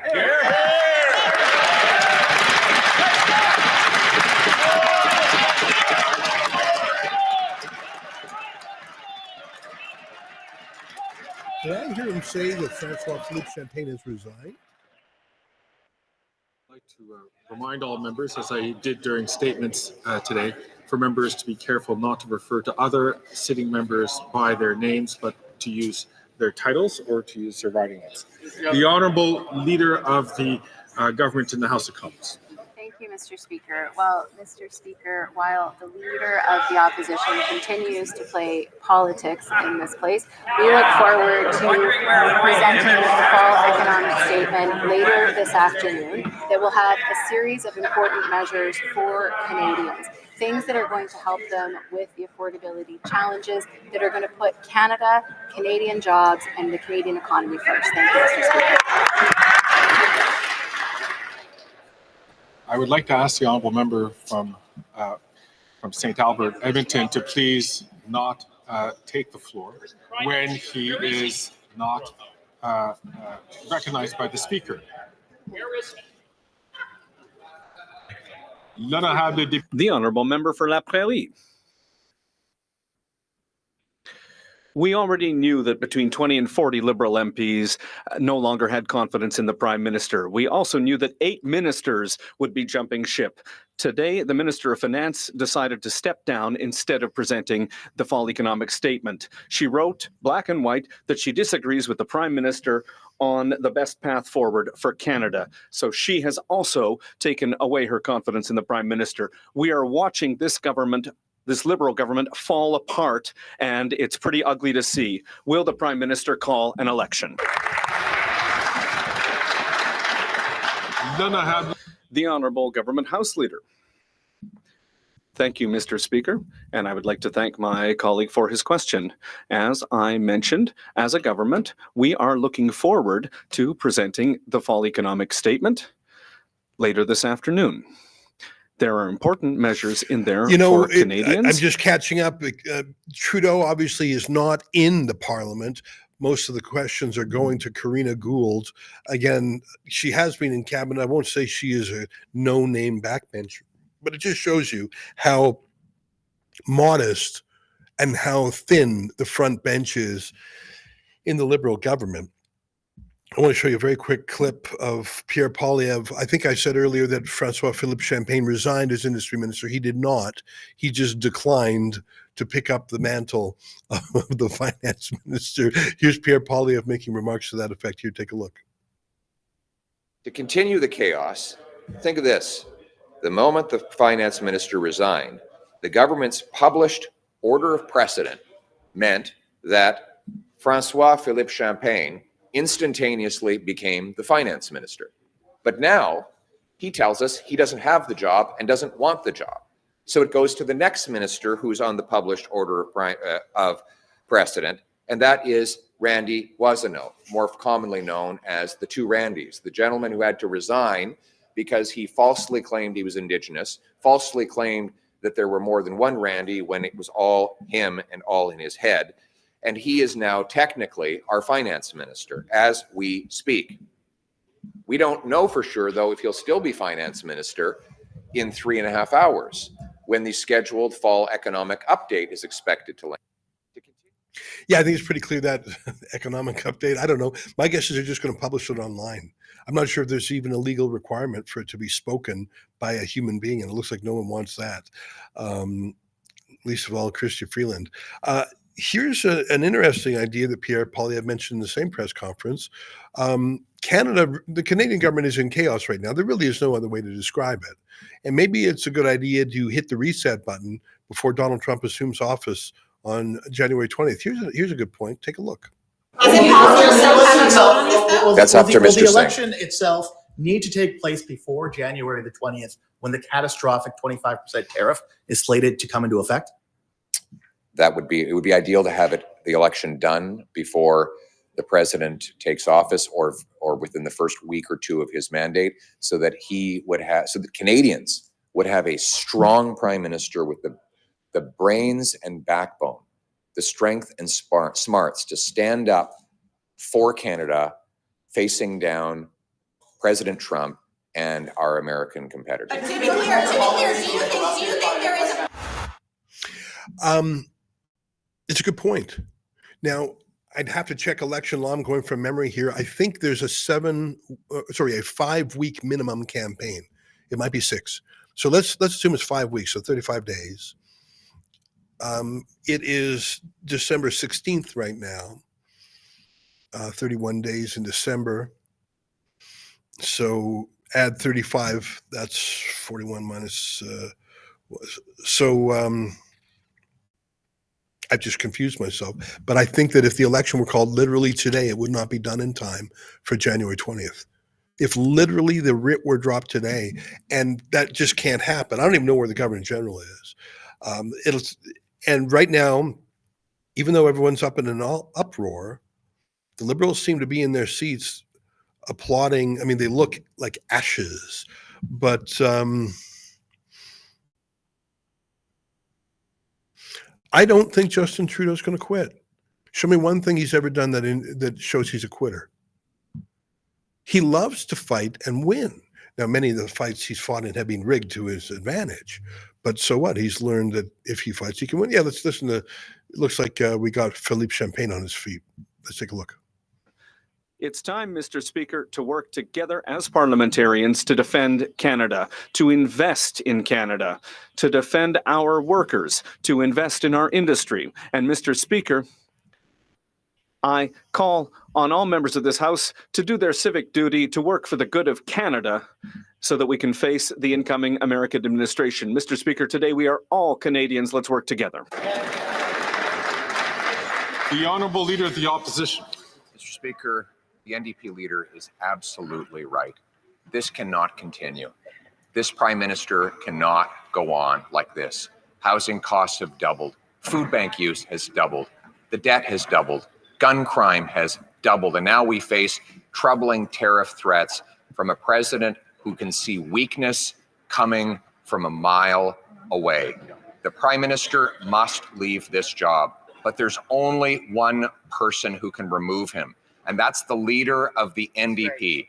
Will he put the country ahead of his pension and vote for a carbon tax election now?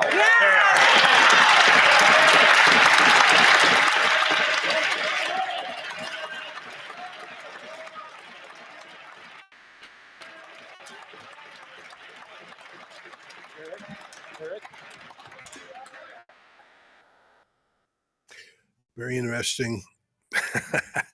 I want to read a letter, a rumble rant from Craig McDonald that is so spot on. Craig, I hope you don't mind. I'm going to tweet it. Craig gives $10 and says, if Trudeau resigns today or the government falls on a confidence motion in the next vote, how much can we attribute it to Trump's tariff tweet? Craig, I think you were spot on. I think that's what set things in motion. That's when the dominoes started to fall. Here's Melissa Lansman. Let's take a listen. Those are her quotes. This after her own political rival, Mark Carney, wrote the fall economic statement full of things that she didn't want to present. The old boys club isn't in charge. Canadians are. Right. And it's time for credible leadership in the seriousness of this moment, not the fake feminism of this phony prime minister. It's time for Canadians to decide. So will anyone or everyone over there finally agree? Yeah. The Honourable Leader of the Government in the House of Commons. As I mentioned earlier, we are looking forward today to presenting the fall economic statement that is going to have a series of important measures for Canadians. At a time like this, it is important that all of us band together, united as Canadians, to make sure that we are doing everything we can to protect the Canadian economy, protect Canadian jobs, and to stand up for Canada. Thank you, Mr. Speaker. Boy, they're not having a fun time on the Liberal benches, are they? Mr. Speaker, they can't even stand by each other. Hours before delivering the fiscal update, the finance minister resigned. She lost confidence in the prime minister. Last night, the failed housing minister and the worst immigration minister in the history of this country also resigned. A couple of Randys, and now they're up to 9 ministers that need to be replaced. He's lost control of the government. The party of backroom boys is over. The backbench should look up from their laptops, and the NDP leader shouldn't be the only one in this House with confidence in the prime minister. Present the statement and call a vote today. Hear, hear.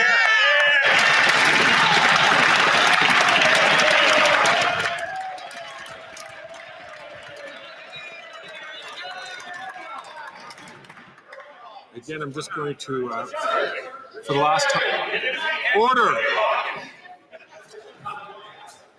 Order. I'm going to ask members once again to remind themselves not to refer to members by their first names. The Honourable Minister for Housing, Infrastructure and Community. Now, Mr. Speaker, I'm not sure who she's talking about, but I'm still here for now. I can guarantee you, Mr. Speaker, that there are two kinds of people who run for office in politics. There are people who want to do something, and there are people who want to be somebody. And I can tell you, on our side of the house, we want to do things. We want to build the houses to make sure families can afford to keep their roofs over their heads. We want to make sure families can afford to keep their food on the table to feed their kids. We want to make sure people can find a job to go to that gives them a sense of pride and allows them to contribute to their communities. On the Conservative side, their guy has been writing essays about why he should be Prime Minister since he was a teenager.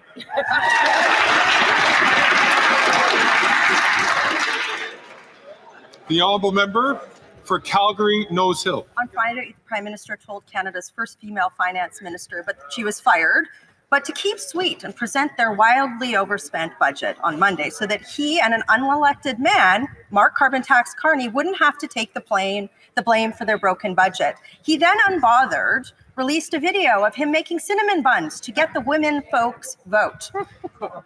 How can any woman in that caucus defend that man instead of calling for an election now? Here, here. The order.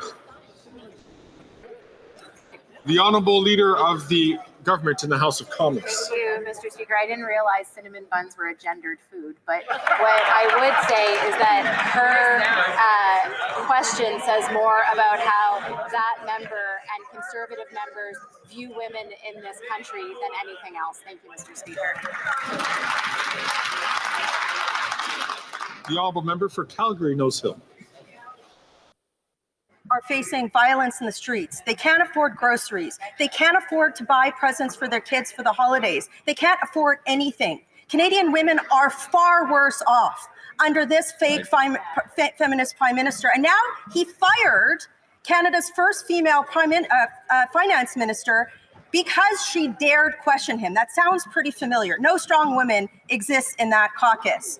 Why would any woman defend this man instead of calling for an election?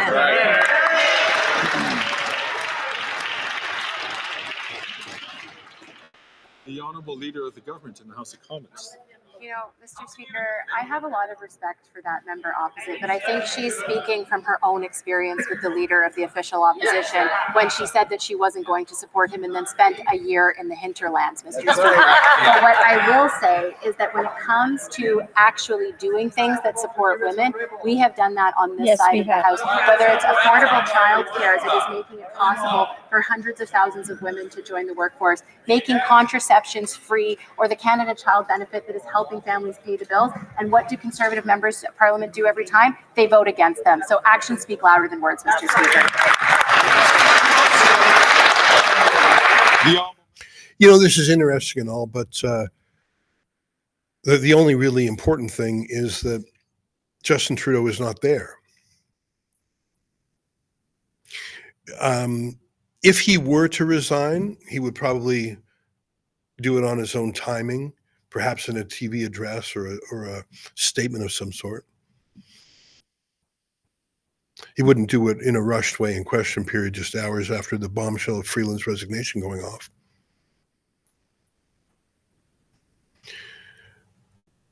Why would he resign? Because the Liberals want him to?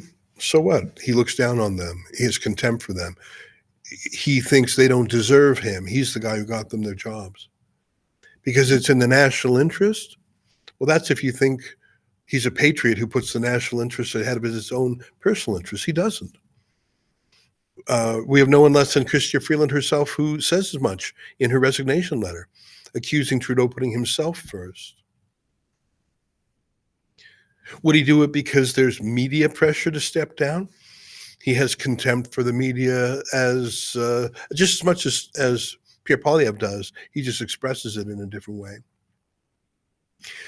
I don't know if it was ever recorded on video, Olivia. I don't know if you'd be able to find it, but Pierre Trudeau famously said that MPs are nobodies 100 feet off Parliament Hill. I don't know if that was a print statement, probably, because back there everything was not video ubiquitous. But Pierre Trudeau had such contempt for his own MPs that he said, and I think there's some wisdom to it, MPs are nobodies 100 feet off the hill. Like, who are they? All Trudeau cares about is winning and feeling good. And quitting is not winning, and quitting is not feeling good. Sure, he's stressed out by how things are going, but he's never been one to sweat the details. I noticed that Jagmeet Singh had indicated that he wants Trudeau to resign. Sure, and I want a pony. But is Singh actually going to do the one thing that would get Trudeau to resign, which is to call a confidence vote? Here's Jagmeet Singh. Take a listen. Right now, Canadians are struggling with the cost of living. I hear it everywhere I go. People cannot find a home that they could afford. They can't buy their groceries. And on top of that, we have Trump threatening tariffs at 25%, which put hundreds and thousands of Canadian jobs at risk. And instead of focusing on these issues, Justin Trudeau and the Liberals are focused on themselves. They're fighting themselves instead of fighting for Canadians. For that reason, today I'm calling on Justin Trudeau to resign. He has to go. Will you declare no confidence in the Liberal government as soon as possible? All tools, all options are on the table. People are hurting. That's a no. People are struggling. And so all options are on the table. That means no. Just That to means clarify, no. You're calling for him to resign, but you are not willing to vote no confidence in his government. How do those two things connect? All options are on the table. Oh my All God. options. Oh my What does God. this mean for your support with the Liberals, though? How can you say he needs to resign, but then you're not telling us what you're going to do for non-confidence? Telling you that all options are on the table. Right. Fez, will you support the Fez? And also, are you willing to continue to support the Liberals if there is a different leader aside from Let me guess, all options are on the Right table. now, that's not in front of us. There's no votes in front of us, but we will take each vote. And right now, literally everything's on the table. Okay, everything's on the table? Mr. saying that all options are on the table. So why are you holding out the option to still support this government? I understand. Why? Because that he you're saying doesn't get that his you might, pension unless you know, he's in trigger Parliament a few more confidence vote, weeks. but why are you still holding out the option? What is the Pension. glimmer of hope that 6 you're seeing letters, to 7 letters. possibly support the Fez or possibly support this government in some other way? Depends on the votes. And so I want to make it very clear. Justin Trudeau has to go. He has to resign. And because of that, all options are on the table. And we'll look at each vote and we'll make a decision. But now all options are on the table. Paul Wells. Go ahead, Paul. Go ahead, Paul. Behind you, sir, that group behind you is a parliament. The government continues to govern as long as MPs continue to have confidence in the government. You have no say over who the leader of the Liberal Party is.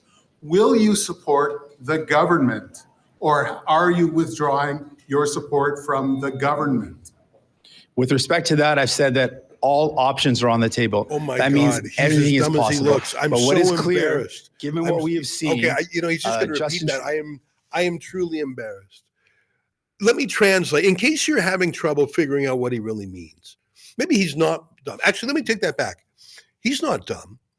Anyone who treats him seriously is dumb. Anyone who thinks he's going to answer a question is dumb. He was asked 5 times, will you vote against him? And what was his answer? All options are on the table. Which is what he always says when he criticizes Trudeau, but then supports him. I'm deeply embarrassed for Singh and also for the journalists who go through the motions with him. Wow.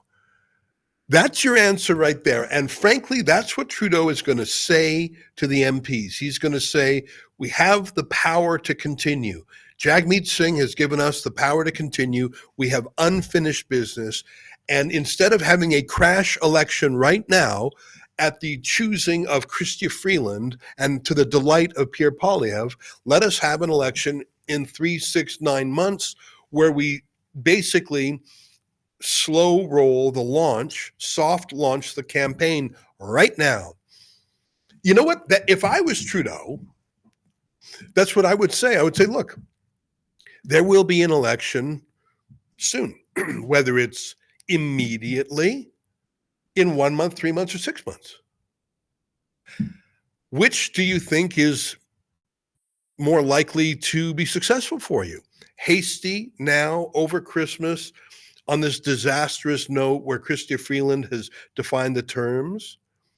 Or should we have a comeback in 2025, fight for Canada against Donald Trump, demonize Pierre Poilievre, we're defending the country, and go out in a blaze of glory? Either way, there will be an election. The question is, which timing is more felicitous to the backbench MP? And of course, it extends Trudeau's power by days or weeks or months. But I think you could make the case, if you were a crass liberal pragmatist, that calling an election just a week or so before Christmas, because Chrystia Freeland is mad at you, is not the best timing. It doesn't even make sense. So I think Trudeau could negotiate his way through this. First of all, he doesn't even have to. So far, other than Chrystia Freeland, who has stomped out? Okay, Francis Drouin. You ever heard of him before today? Me neither. That guy, Chad.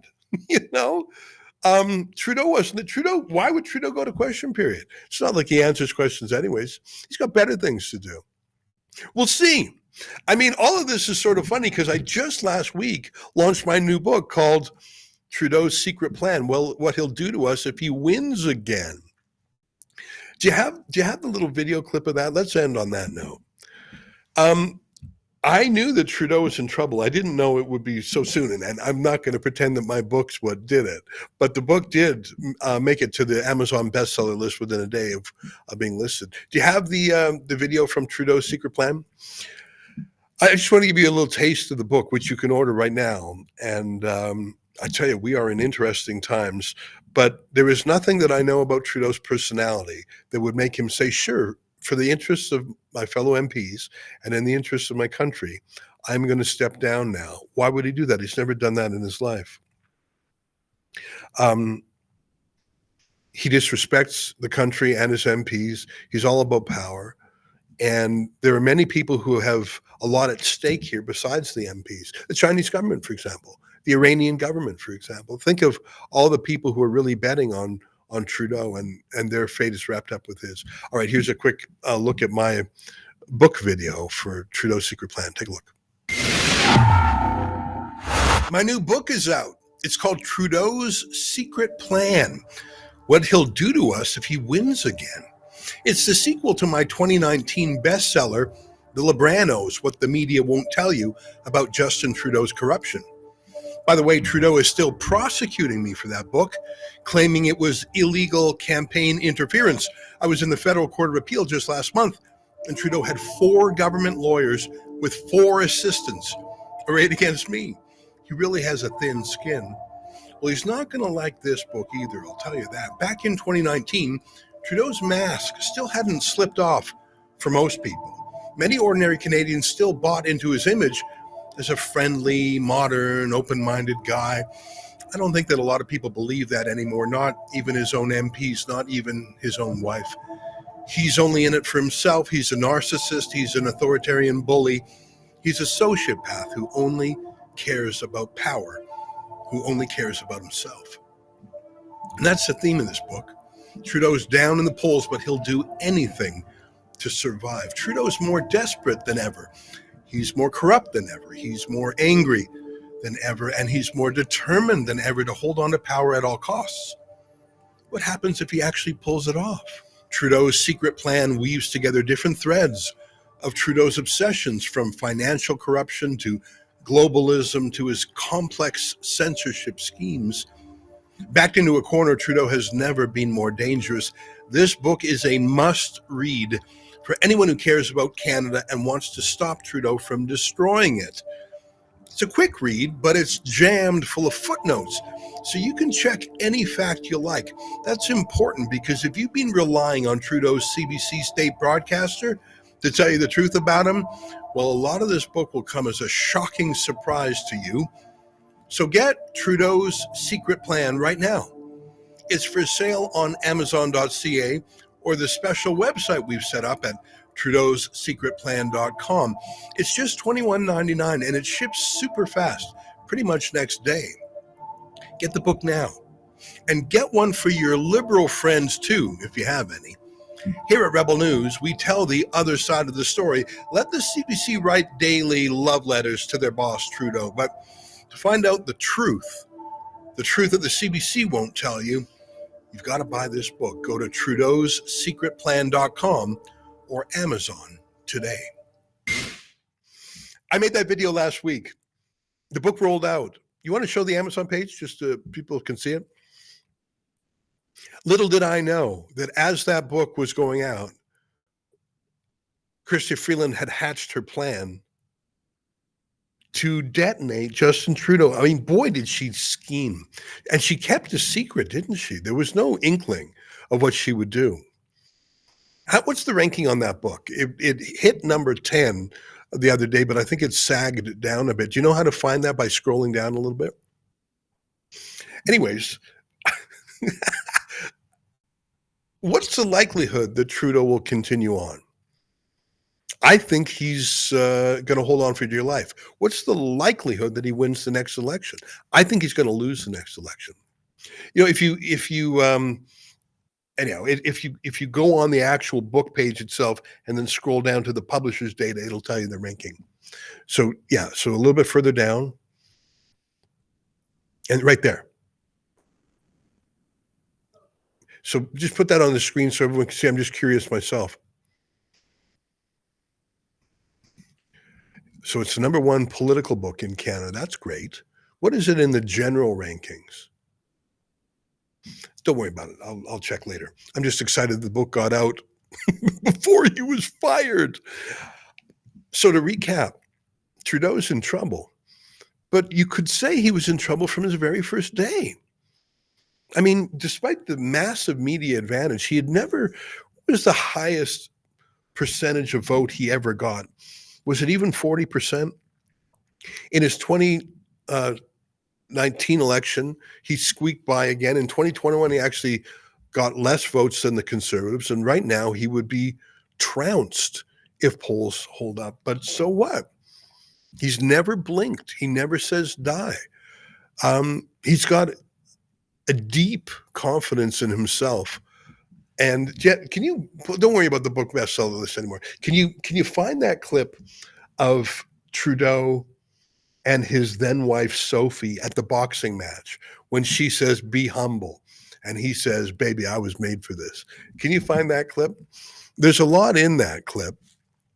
His confidence in himself, his belief that he's underestimated, his never say die. That's the clip right there. Yeah, blow that up and put the audio up.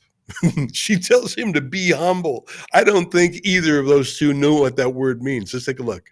I was put on this planet to do this. This is I fight and I win.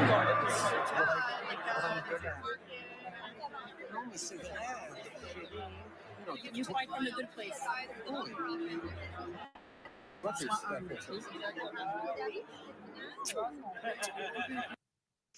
Be humble. Yeah, you fight from a good place. Nah, maybe, but I think it's more from a place of narcissism and authoritarianism and a supreme sense of, well, he has a great admiration. He is his greatest admirer. He is his own biggest fan.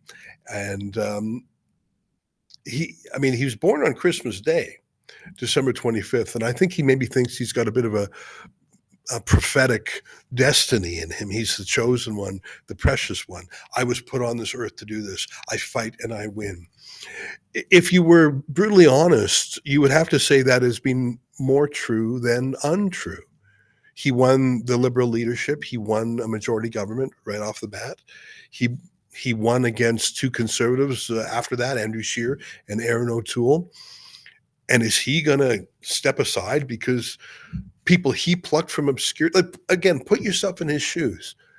Who had ever heard of Chrystia Freeland before Trudeau? She was some, author, a generic author who ran a company into the ground in New York City and basically sold out to George Soros and said, "All right, I'll write your book for you." That was who she was. No one had heard of her other than some obscure circles. Trudeau made Chrystia Freeland. Have you ever heard of Karina Gould before? Have you ever heard of Francois Philippe Champagne before? Melanie Joly was like a local politician who has been clearly promoted far beyond her abilities.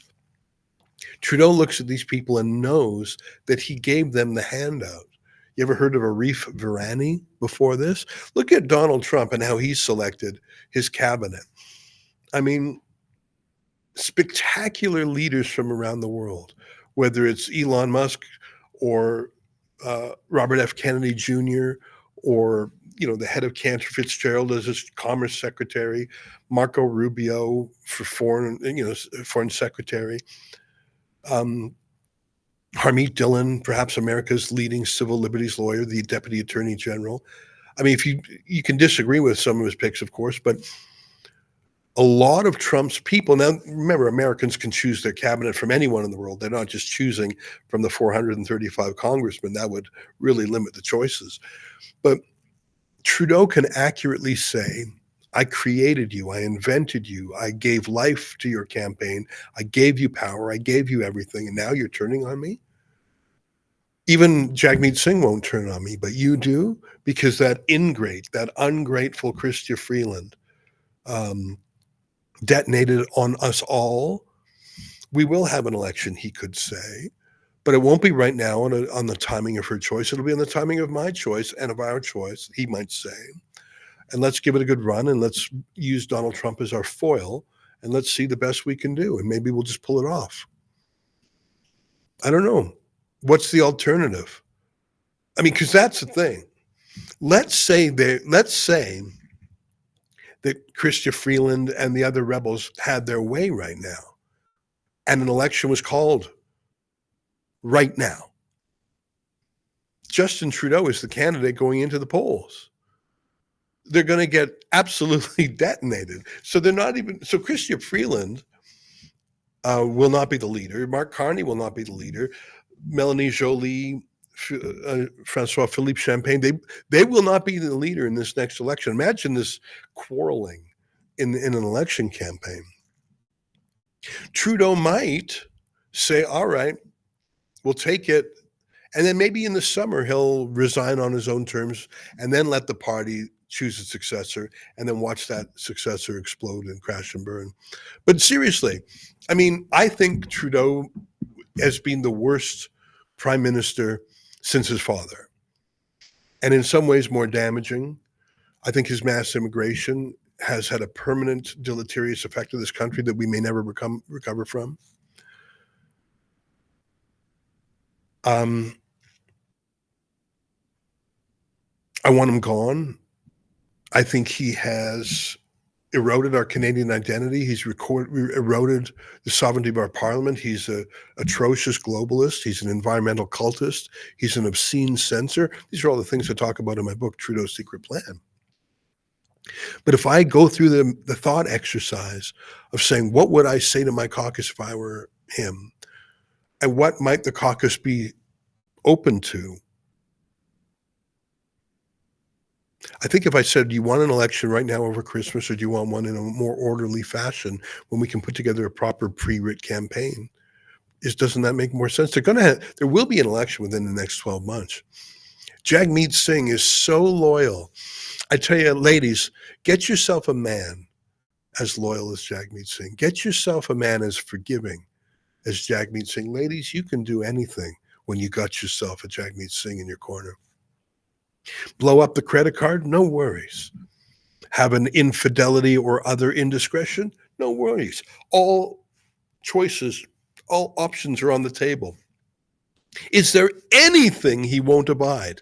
Is there any humiliation he won't say, well, I'm opposed to this, but I'm going to think about it a little bit? Oh my God.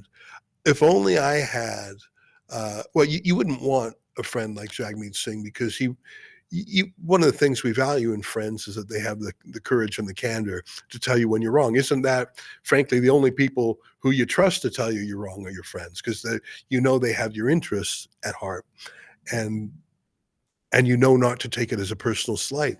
What use is a friend like Jagmeet Singh? Oh my God, he is at least the number 2 story of the day. But I think I'm going to wrap it there. We've been doing the live stream for 2 hours. It's been a pleasure to be on here. And I want to read one more message from our friends at Rumble. You know, in today's society, it's tough to be a man in a world dominated by overly masculine liberal women. That's just not how it's meant to be.